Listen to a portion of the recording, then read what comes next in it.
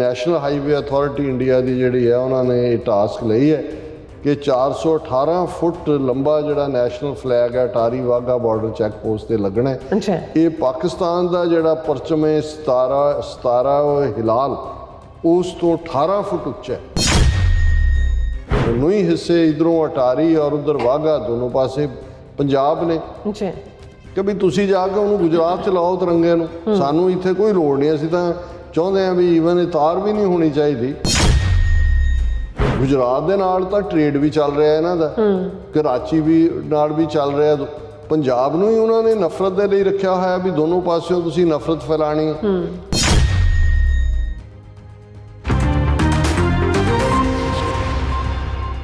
Viewers welcome back to program. So viewers end ਵਾਲੇ section ਦੇ ਵਿੱਚ ਆਪਾਂ ਗੱਲਬਾਤ ਕਰਨ ਜਾ ਰਹੇ ਹਾਂ ਕਿ ਭਾਰਤ ਅਤੇ ਪਾਕਿਸਤਾਨ ਵਿਚਾਲੇ ਅਟਾਰੀ ਬਾਰਡਰ ਤੋਂ ਲੈ ਕੇ ਗੁਜਰਾਤ ਤੱਕ ਇੱਕ ਲੰਬੀ ਸਰਹੱਦ ਲੱਗਦੀ ਹੈ, ਪਰ ਰੋਜ਼ਾਨਾ ਅਟਾਰੀ ਬਾਰਡਰ ਤੇ ਤਿਰੰਗਾ ਚਾੜਨ ਤੇ ਲਾਉਣ ਦੀ ਬਾਂਦਰ ਖੇਡ ਜਿਹੜੀ ਪਰੇਡ ਹੈ ਉਹ ਕੀਤੀ ਜਾਂਦੀ ਹੈ। ਹੁਣ ਅਟਾਰੀ ਬਾਰਡਰ ਤੇ 418 ਫੁੱਟ ਉੱਚਾ ਤਿਰੰਗਾ ਲਾਉਣ ਦਾ ਫੈਸਲਾ ਕੀਤਾ ਗਿਆ ਹੈ ਔਰ ਸਿੱਖ कौम मांग करे कि इस तिरंगे का इत्थे कोई काम नहीं है, इसनूं जाके जिहड़ा गुजरात की सरहद ते लाओ। सो इस बारे आपां गलबात करन जा रहे हैं। सो असीं चाहांगे कि तुसीं इस तरह बने रहना, देखण सुन लई एंड लिखण लई तुहाडा सब दा बहुत बहुत शुक्रिया जी। डॉक्टर साहब की विचार ने? देखो असीं जिहड़े वीर भैणां साडे फेसबुक राहीं जुड़े होए ने उन्हां नूं एक्नॉलेज करना चाहुंदे हां जी। हरदेव सिंह बंदेशा लिखते हैं is Taranjit Sandhu aware of this. Taranjit Sandhu India के एंबेसडर ने अमरीका दे विच और ਜ਼ਾਹਰ है बिशन सिंह समुंदरी का लड़का और तेजा सिंह समुंदरी का पोता बार बार एक्सटेंशन दे रहे हैं। हुण ये तो उन्होंने भी पता है भी अवेयर ने कि नहीं, लेकिन इस कोई शक नहीं है कि तरनजीत संधू इंडियन स्टेट का जिहड़ा एक उन्हां दे लई एक यूजफुल संद है जिसनूं उन्होंने वरतिया, इसलिए बार बार उसनूं एक्सटेंशन दे रहे हैं। पर मैनूं किन्ना को इस हिस्टरी तो वाकफ ने जरूर होणगे क्योंकि अदरवाइज तो talented Indian foreign service Russia च भी ये रहे ने। गुरसिख ढिल्लों लिखते हैं डॉक्टर साहब जी तुहाडी सारी टीम नूं वाहिगुरू जी का खालसा वाहिगुरू जी की फतेह। तुसीं अज सुत्ती हुई कौम नूं जगा रहे हो पर साडे कई लोग अजे भी सुत्ते पे ने, पर वो लोग समझण नूं तैयार ही नहीं हन। जो टाइम ही लग गया तो फिर जागण दा की फायदा है। हुण सारी कौम नूं एक निशान साहब थले इकट्ठा होना चाहिए तो खालिस्तान जिंदाबाद। No doubt. ढिल्लों साहब बहुत बहुत शुक्रिया। असी साडे पिता जी कहते हुंदे सी कि जे चोर चोरी करनों नहीं हटदा ते चौकीदार हौका देणों क्यों हटे। बिल्कुल। सो असी जो गुरु ने साडे जिम्मे फर्ज लाया है सानू तौफीक दित्ती है, अपना फर्ज निभा रहे हैं। बाकी एक छोटी परसेंटेज हुंदी है जिहड़ी एक्टिविस्ट के तौर पर अगे आंदी है, मेजोरिटी तो शामिल वाजे होंगे किसी भी तहरीक च दुनिया की देखो। और मैं समझदा भी इस वेले जिहड़े सिखां दे विच जागरूक क्लास है खास तौर पर यंगर जनरेशन वो काफ़ी वड्डी गिणती च है जिहड़े कि पासा पलटन की समर्था रखते हैं। दविंदर संधू उन्होंने फतेह बुलाई है। जगदीश सिंह पंधेर डॉक्टर साहब एंड नीलम कौर जी सत श्री अकाल। सोहन सिंह माल उन्होंने भी फतेह बुलाई है। नमन कौर उन्होंने ये पॉइंट आउट किया कि that is wrong on Facebook 28 अप्रैल। इनू जरा साडी टैक्नीकल टीम चैक कर ले जो पेपर देख रहे हैं उन्होंने करैक्ट करो।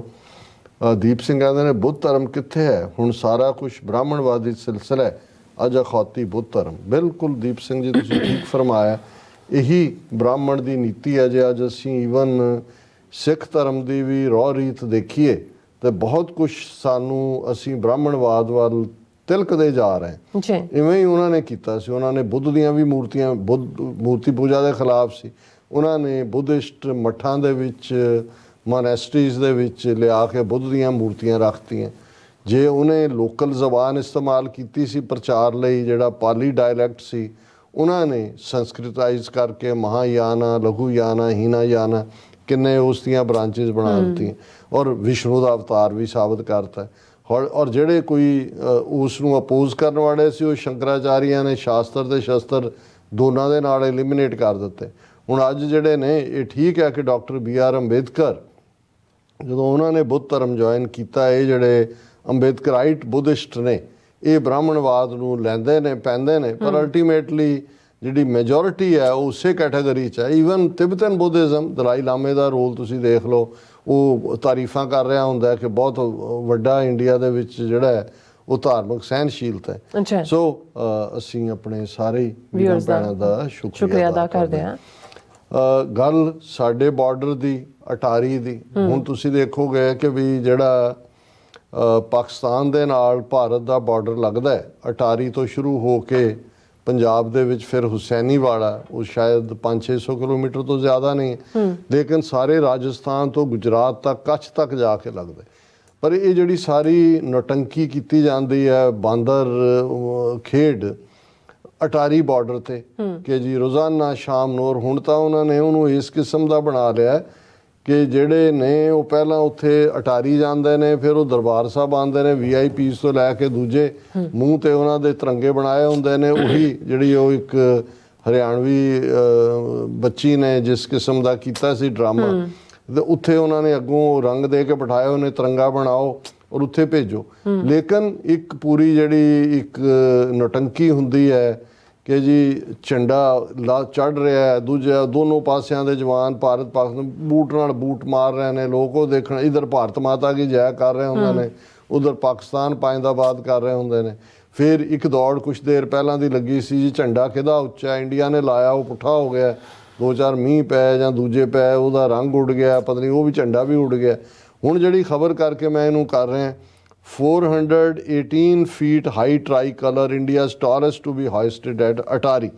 ਔਰ ਉਹਨਾਂ ਨੇ ਕਿਹਾ ਜੀ ਨੈਸ਼ਨਲ ਹਾਈਵੇ ਅਥਾਰਟੀ ਇੰਡੀਆ ਦੀ ਜਿਹੜੀ ਹੈ ਉਹਨਾਂ ਨੇ ਇਹ ਟਾਸਕ ਲਈ ਹੈ ਕਿ 418 ਫੁੱਟ ਲੰਬਾ ਜਿਹੜਾ ਨੈਸ਼ਨਲ ਫਲੈਗ ਹੈ Attari Wagah border check post ਤੇ ਲੱਗਣਾ ਹੈ। ਇਹ ਪਾਕਿਸਤਾਨ ਦਾ ਜਿਹੜਾ ਪਰਚਮ ਹੈ 17 ਹਿਲਾਲ, ਉਸ ਤੋਂ 18 ਫੁੱਟ ਉੱਚਾ ਹੈ, ਕਿਉਂਕਿ ਉਹਨਾਂ ਦਾ 400 ਫੁੱਟ ਉੱਚਾ ਹੈ, 418 ਲਾਣਗੇ ਔਰ ਇਹ ਜਿਹੜਾ ਫਿਰ ਉਹ ਹੋਇਸਟ ਕੀਤਾ ਜਾਏਗਾ। ਮੈਨੂੰ ਦੇਖਦਿਆਂ ਲੱਗਾ, ਮੈਂ ਕਿਹਾ ਕਿ ਬਈ ਇਹਨਾਂ ਨੂੰ ਸ਼ਰਮ ਨਹੀਂ ਆਉਂਦੀ। ਔਰ ਇਹ ਜਾਣ ਕੇ ਜਿਹੜਾ, ਕਿਉਂਕਿ ਦੋਨੋਂ ਹੀ ਹਿੱਸੇ ਇਧਰੋਂ ਅਟਾਰੀ ਔਰ ਉਧਰ ਵਾਹਗਾ ਦੋਨੋਂ ਪਾਸੇ ਪੰਜਾਬ ਨੇ, ਕਿ ਵੀ ਤੁਸੀਂ ਜਾ ਕੇ ਉਹਨੂੰ ਗੁਜਰਾਤ ਚ ਲਾਓ ਤਿਰੰਗੇ ਨੂੰ, ਸਾਨੂੰ ਇੱਥੇ ਕੋਈ ਲੋੜ ਨਹੀਂ। ਅਸੀਂ ਤਾਂ ਚਾਹੁੰਦੇ ਹਾਂ ਵੀ ਈਵਨ ਇਹ ਤਾਰ ਵੀ ਨਹੀਂ ਹੋਣੀ ਚਾਹੀਦੀ, ਖੁੱਲਾ ਸਾਡਾ ਕੈਨੇਡਾ, ਅਮਰੀਕਾ ਕਿੰਨੀ ਵਾਰੀ ਇਹ ਮੰਗ ਕਰ ਚੁੱਕੇ ਨੇ ਸਾਡੇ ਜਿਹੜੇ ਆਗੂ ਨੇ, ਜਿਹਨਾਂ ਸਰ ਸਿਮਰਨਜੀਤ ਸਿੰਘ ਮਾਨ ਨੇ, ਈਵਨ ਨਵਜੋਤ ਸਿੱਧੂ ਜਾਂ ਦੂਜਾ, ਜਦੋਂ ਉਹ ਈਵਨ BJP ਸੀ ਉਦੋਂ ਵੀ ਉਹਨੇ ਮੰਗ ਕੀਤੀ ਸੀ ਕਿ ਬਈ ਗੁਜਰਾਤ ਦੇ ਨਾਲ ਤਾਂ ਟ੍ਰੇਡ ਵੀ ਚੱਲ ਰਿਹਾ ਇਹਨਾਂ ਦਾ,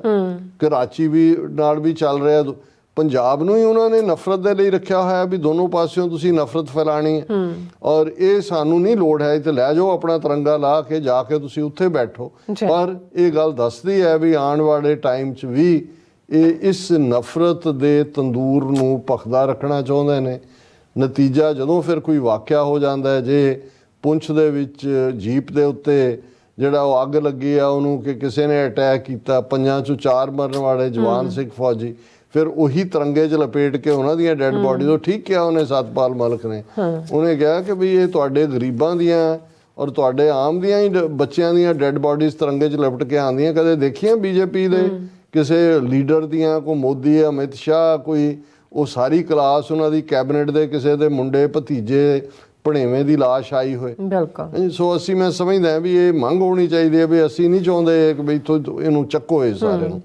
ਅਸੀਂ ਇਕਰਾਰ ਕੀਤਾ ਸੀ ਲਾਸਟ ਟਾਈਮ, ਕਿਉਂਕਿ ਸਾਡੇ ਬਹੁਤ ਸਾਰੇ ਵਿਊਜ਼ ਨੇ ਕਿਹਾ ਵੀ ਕੀ ਗੱਲ ਹੁਣ ਤੁਸੀਂ ਸਾਡੀ ਰੂਹਾਨੀਅਤ ਦਾ ਸਾਨੂੰ ਜਿਹੜਾ ਉਹ ਨਗੇਟਸ ਆਫ ਵਿਜ਼ਡਮ ਦਿੰਦੇ ਸੀ ਉਹ ਨਹੀਂ ਦਿੰਦੇ। ਅੱਜ ਅਸੀਂ ਬਰੀਫ ਹੀ ਡਿਸਕਸ ਕਰਾਂਗੇ। ਔਰ ਕਿਉਂਕਿ 18 ਮਾਰਚ ਤੋਂ ਬਾਅਦ ਖਬਰਾਂ ਦਾ ਸਿਲਸਿਲਾ ਇੰਨਾ ਜ਼ਿਆਦਾ ਹੈ ਔਰ ਇਸ ਤੇਜ਼ੀ ਨਾਲ ਕਿਉਰਿਓਸਿਟੀ ਵੀ ਸੀ, ਫਿਕਰ ਵੀ ਸੀ, ਸੋ ਇਸ ਲਈ ਅਸੀਂ ਇਹ ਸੈਗਮੈਂਟ ਵੀ ਖਬਰਾਂ ਦੇ ਹਵਾਲੇ ਕੀਤਾ ਸੀ। ਹੁਣ ਅਸੀਂ ਉਹਨੂੰ ਵਾਪਸ ਲੈ ਆਏ ਹਾਂ ਔਰ ਇਹ ਤੀਸਰੇ ਪਾਤਸ਼ਾਹ ਦਾ ਸ਼ਲੋਕ ਹੈ, ਸ਼ਲੋਕ ਮਹੱਲਾ 3, ਉੱਥੋਂ ਹੀ ਸ਼ੁਰੂ ਕਰ ਰਹੇ ਹਾਂ ਜਿੱਥੇ ਅਸੀਂ ਛੱਡਿਆ ਸੀ।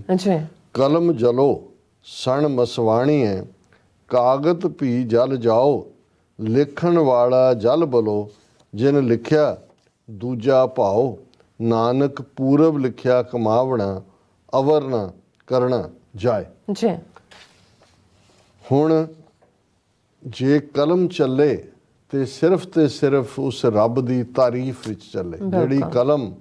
ਔਰ ਇਹ ਗੱਲ ਬਾਬਾ ਫਰੀਦ ਜਦੋਂ ਵੀ ਯਾਦ ਦਹਾਨੀ ਕਰਵਾਉਂਦੇ ਨੇ ਤੇ ਉਹਨਾਂ ਦਾ ਵੀ ਇਹ ਫਰਮਾਨ ਹੈ ਕਿ ਜੇ ਤੁਸੀਂ ਕੁਛ ਦੇਖਣਾ ਇਹ ਫਰੀਦਾ ਜੇ ਤੂੰ ਅਕਲ ਲਤੀਫ ਕਾਲੇ ਲਿਖ ਨਾ ਲੇਖ ਆਪ ਨੜੇ ਗਰੀਬਾਨ ਮੈਂ ਸਿਰ ਨੀਵਾਂ ਕਰ ਦੇ। ਕਿ ਜੇ ਤੈਨੂੰ ਸੱਚਮੁੱਚ ਰੱਬ ਨੇ ਅਕਲ ਦਿੱਤੀ, ਆਪਣੇ ਆਪ ਨੂੰ ਤੂੰ ਲਤੀਫ ਸਮਝਦਾ ਤੇ ਫਿਰ ਆਪਣੀ ਕਲਮ ਦੇ ਨਾਲ ਕਾਲੇ ਲੇਖ ਨਾ ਲਿਖ, ਕਿਉਂਕਿ ਜਦੋਂ ਤੂੰ ਕਿਸੇ ਬਾਰੇ ਨਾ ਪੱਖੀ ਲਿਖਦਾ ਹੈ ਤੇ ਉਸ ਤੋਂ ਪਹਿਲਾਂ ਆਪ ਨੜੇ ਗਰੀਬਾਨ ਮੇ ਸਿਰ ਨੀਵਾਂ ਕਰ ਦੇਖ, ਆਪਣੇ ਅੰਦਰ ਝਾਕ ਕੇ ਦੇਖ ਕਿ ਤੂੰ ਕੀ ਹੈ।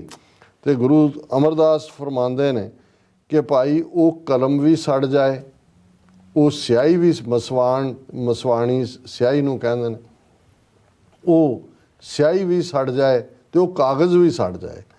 ਕਲਮ ਜਲੋ ਸਣ ਮਸਵਾਣੀ ਹੈ, ਕਲਮ ਸਣੇ ਸਿਆਹੀ ਦੇ ਸੜ ਜਾਏ, ਕਾਗਜ਼ ਵੀ ਜਲ ਜਾਓ ਲਿਖਣ ਵਾਲਾ ਜਲ ਬੋਲੋ ਜਿਨ ਲਿਖਿਆ ਦੂਜਾ ਪਾਓ। ਜਿਹੜਾ ਲਿਖਣ ਵਾਲਾ ਉਹ ਵੀ ਸੜ ਜਾਏ, ਜਿਹੜਾ ਰੱਬ ਤੋਂ ਬਿਨਾਂ ਕੋਈ ਹੋਰ ਗੱਲ ਲਿਖਦਾ ਹੈ, ਦੂਜਾ ਭਾਵ ਭਰਮ ਪੈਦਾ ਕਰਦਾ ਹੈ, ਦੁਚਿੱਤੀ ਪੈਦਾ ਕਰਦਾ ਹੈ, ਨਫ਼ਰਤ ਪੈਦਾ ਕਰਦਾ ਹੈ, ਉਹ ਲਿਖਾਰੀ ਕਲਮ ਸਿਆਹੀ ਜਿਹੜਾ ਕਾਗਜ਼ ਉਹ ਸਾਰਾ ਹੀ ਜਿਹੜਾ ਉਹ ਸੜ ਜਾਣਾ ਚਾਹੀਦਾ ਹੈ। ਨਾਨਕ ਪੂਰਬ ਲਿਖਿਆ ਕਮਾਵਣਾ ਅਵਰ ਨਾ ਕਰਨਾ ਜਾਏ, ਕਿ ਉਹ ਲੋਕੋ ਦੁਨੀਆ ਦੇ ਉਹ ਬਹੁਤ ਕੁਛ ਜਿਹੜਾ ਹੈ ਉਹ ਰੱਬ ਦੀ ਰਜ਼ਾ ਦੇ ਵਿੱਚ ਹੀ ਸਭ ਕੁਝ ਵਾਪਰ ਰਿਹਾ ਹੁੰਦਾ ਹੈ, ਉਸ ਤੋਂ ਬਿਨਾਂ ਹੋਰ ਕੋਈ ਕਰਨ ਕਾਰਨ ਵਾਲਾ ਨਹੀਂ ਹੈ। ਔਰ ਇਸ ਦੇ ਨਾਲ ਦੂਸਰਾ ਸ਼ਲੋਕ ਵੀ ਮਹੱਲਾ ਤੀਜਾ ਦੇ ਥੱਲੇ ਹੈ। ਹੋਰ ਕੂੜ ਪੜ੍ਹਨਾ ਕੂੜ ਬੋਲਣਾ ਮਾਇਆ ਨਾਲ ਪਿਆਰ, ਨਾਨਕ ਵਿਣ ਨਾਮੈ ਕੋ ਥਿਰ ਨਹੀਂ ਪੜ ਪੜ ਹੋਏ ਖੁਆਰ। ਕਿ ਉਸ ਵਾਹਿਗੁਰੂ ਦੇ ਨਾਮ ਤੋਂ ਬਿਨਾ ਕੁਛ ਹੋਰ ਪੜ੍ਹਨਾ ਕੁਛ ਬੋਲਣਾ, ਇਸ ਦਾ ਮਤਲਬ ਇਹ ਹੈ ਕਿ ਤੁਸੀਂ ਜੇ ਮਾਇਆ ਦੇ ਪਿਆਰ 'ਚ ਫਸੇ ਹੋਏ ਹੋ ਤੇ ਇਸ ਗੱਲ ਨੂੰ ਯਾਦ ਰੱਖੋ ਕਿ ਥਿਰ ਰਹਿਣ ਵਾਲਾ ਨਾਮ ਹੈ। ਨਾਨਕ ਵਿਣ ਨਾਮੈ ਕੋ ਥਿਰ ਨਹੀਂ ਪੜ ਪੜ ਹੋਏ ਖੁਆਰ। ਜਿਹੜੇ ਸਿਰਫ ਦੁਨਿਆਵੀ ਪੜ੍ਹਾਈਆਂ ਦੇ ਵਿੱਚ ਖਚਤ ਔਰ ਉਸ ਪੜ੍ਹਾਈ ਨੂੰ ਵੀ ਮਾਇਆ ਇਕੱਠੀ ਕਰਨ ਦੇ ਲਈ ਵਰਤਦੇ ਨੇ, ਉਹਨਾਂ ਦੇ ਕੋਲ ਖੁਆਰੀ ਤੋਂ ਬਿਨਾਂ ਕੁਛ ਨਹੀਂ ਹੈ। ਔਰ ਜਿਵੇਂ ਗੁਰੂ ਗ੍ਰੰਥ ਸਾਹਿਬ ਦਾ ਪੈਟਰਨ ਸ਼ਲੋਕ ਦੇ ਨਾਲ ਪੌੜੀ ਉਸੇ ਥਾਟ ਨੂੰ ਅੱਗੇ ਤੋਰਦੀ ਹੈ। ਇਸ ਸ਼ਲੋਕ ਦੀ ਪੌੜੀ ਹੈ, ਹਰ ਕੀ ਵਡਿਆਈ ਵੱਡੀ ਹੈ ਹਰ ਕੀਰਤਨ ਹਰ ਕਾ, ਹਰ ਕੀ ਵਡਿਆਈ ਵੱਡੀ ਹੈ ਜਾਂ ਨਿਆਓ ਹੈ ਧਰਮ ਕਾ, ਹਰ ਕੀ ਵਡਿਆਈ ਵੱਡੀ ਹੈ ਜਾਂ ਫਲ ਹੈ ਜੀ ਕਾ, ਹਰ ਕੀ ਵਡਿਆਈ ਵੱਡੀ ਹੈ ਜਾਂ ਨਾ ਸੁਣਈ ਕਿਹਾ ਚੁਗਲ ਕਾ, ਹਰ ਕੀ ਵਡਿਆਈ ਵੱਡੀ ਹੈ ਅਪੁੱਛਿਆ ਦਾਨ ਦੇਵ ਕਾ। ਹੁਣ ਜਿੱਥੇ ਸ਼ਲੋਕ ਦੇ ਵਿੱਚ ਇਹ ਯਾਦ ਦਹਾਨੀ ਸੀ ਕਿ ਭਾਈ ਸਿਰਫ ਤੇ ਸਿਰਫ ਜਿਹੜਾ ਨਾਮ ਹੈ ਉਸ ਨਾਲ ਜੁੜਿਆ ਹੀ ਤੁਹਾਨੂੰ ਜਿਹੜੀ ਹੈ ਉਹ ਤੁਹਾਡਾ ਅੰਦਰ ਟਿਕਦਾ, ਉਸ ਤੋਂ ਬਿਨਾਂ ਤੁਸੀਂ ਜੋ ਕੁਛ ਵੀ ਕਰਦੇ ਹੋ ਉਹ ਕੂੜ ਦੇ ਖਾਤੇ 'ਚ ਚਲਾ ਜਾਂਦਾ ਹੈ। ਔਰ ਇਸ ਦੀ ਇੰਟਰਪ੍ਰੀਟੇਸ਼ਨ ਦੇ ਵਿੱਚ ਪੌੜੀ ਦੇ ਵਿੱਚ ਹੈ ਕਿ ਭਾਈ ਵਾਹਿਗੁਰੂ ਦੇ ਗੁਣ ਗਾਇਨ ਕਰਨਾ ਹੀ ਵੱਡਾਪਨ ਹੈ। ਉਸ ਦੀ ਕੀਰਤਨ ਦਾ ਮਤਲਬ ਕੋਈ ਜੋੜੀ ਵਾਜਾ ਨਹੀਂ ਹੁੰਦਾ, ਕੀਰਤ ਸਿਫਤ ਸਲਾਹ ਨੂੰ ਕਹਿੰਦੇ ਨੇ ਕਿ ਉਸ ਦਾ ਸਿਫਤ ਸਲਾਹ ਕਰਨਾ, ਕਿਉਂਕਿ ਇਸ ਲਈ ਵਾਹਿਗੁਰੂ ਦੀ ਵਡਿਆਈ ਵੱਡੀ ਹੈ ਕਿਉਂਕਿ ਉਹ ਨਿਆਂ ਕਰਨ ਵਾਲਾ ਹੈ, ਅਦਲ ਕਰਨ ਵਾਲਾ ਹੈ, ਧਰਮ ਦਾ ਨਿਆਂ ਉਹ ਕਰਦਾ ਹੈ ਔਰ ਉਹ ਸਾਰੇ ਫਲ ਦੇਣ ਵਾਲਾ ਹੈ। ਉਸ ਦੀ ਵਡਿਆਈ ਵੱਡੀ ਹੈ, ਨਾ ਕਿ ਕਿਸੇ ਚੁਗਲਖੋਰ ਜਿਹੜੇ ਨੇ ਉਹਨਾਂ ਦੀ ਗੱਲ ਨੂੰ ਜੇ ਤੁਸੀਂ ਦੇਖੋਗੇ ਤੇ ਉਹ ਤੁਹਾਨੂੰ ਉਸ ਪਾਸੇ ਤੋਰਦੇ ਨੇ। ਹਰ ਕੀ ਵਡਿਆਈ ਵੱਡੀ ਹੈ ਅਪੁੱਛਿਆ ਦਾਨ ਦੇਵ ਕਾ, ਕਿ ਅਲਟੀਮੇਟਲੀ ਜਦੋਂ ਤੁਸੀਂ ਰੱਬ ਦੇ ਗੁਣ ਗਾਇਨ ਕਰਦੇ ਹੋ ਫਿਰ ਤੁਹਾਨੂੰ ਰੱਬ ਉਹ ਗਿਫਟਸ ਦਿੰਦਾ ਹੈ, ਉਹ ਤੋਹਫੇ ਦਿੰਦਾ ਹੈ, ਉਹ ਤੁਹਾਨੂੰ ਉਸ ਦੌਲਤ ਨਾਲ ਮਾਲਾ ਮਾਲ ਕਰਦਾ ਹੈ ਜਿਹੜੀ ਦੁਨਿਆਵੀ ਦੌਲਤ ਨਾਲੋਂ ਬਿਲਕੁਲ ਵੱਖਰੀ ਔਰ ਤੁਹਾਡੇ ਅੰਦਰ ਨੂੰ ਟਿਕਾ ਸਹਿਜ ਦੇ ਵਿੱਚ ਰੱਖਣ ਵਾਲੀ ਹੈ। ਜੀ ਇਹ ਅੱਜ ਦਾ ਵਿਚਾਰ ਜੀ। ਡਾਕਟਰ ਸਾਹਿਬ ਤੁਹਾਡਾ ਬਹੁਤ ਬਹੁਤ ਸ਼ੁਕਰੀਆ, ਤੁਸੀਂ ਅੱਜ ਦੇ ਐਮ ਇਸ਼ੂ ਤੇ ਅੱਜ ਦਾ ਵਿਚਾਰ ਸਾਡੇ ਦਰਸ਼ਕਾਂ ਨਾਲ ਸਾਂਝਾ ਕੀਤਾ। ਸੋ ਇਸ ਨਾਲ ਆਪਣੇ ਵਿਊਜ਼ ਕੋਲ ਲੈਣੇ ਇਜਾਜ਼ਤ। ਵਿਊਅਰਸ, ਸਾਡੇ ਪ੍ਰੋਗਰਾਮ ਦਾ ਸਮਾਂ ਇੱਥੇ ਸਮਾਪਤ ਹੁੰਦਾ। ਤੁਸੀਂ ਆਪਣੀ ਰਾਏ ਤੇ ਸੁਝਾਅ ਸਾਨੂੰ ਭੇਜਣਾ ਭੁੱਲਣਾ। ਸਾਡੇ ਇਸ ਪਤੇ ਤੇ sos@tv84.tv ਤੇ ਅਸੀਂ ਆਪਣਾ ਪ੍ਰੋਗਰਾਮ ਲੈ ਕੇ ਫਿਰ ਦੁਬਾਰਾ ਤੁਹਾਡੇ ਸਨਮੁਖ ਹੋਵਾਂਗੇ। ਤਦ ਤੱਕ ਲਈ ਮੈਨੂੰ ਤੇ ਆਪਣਾ ਸੁਣਾਉਂਗੇ ਦੋ ਦੇਖਦੇ ਰਹੋ TV84। ਬੁਲਾ ਦਿਓ ਫਤਿਹ। ਵਾਹਿਗੁਰੂ ਜੀ ਕਾ ਖਾਲਸਾ, ਵਾਹਿਗੁਰੂ ਜੀ ਕੀ ਫਤਿਹ। ਰੱਬ ਰਾਖਾ।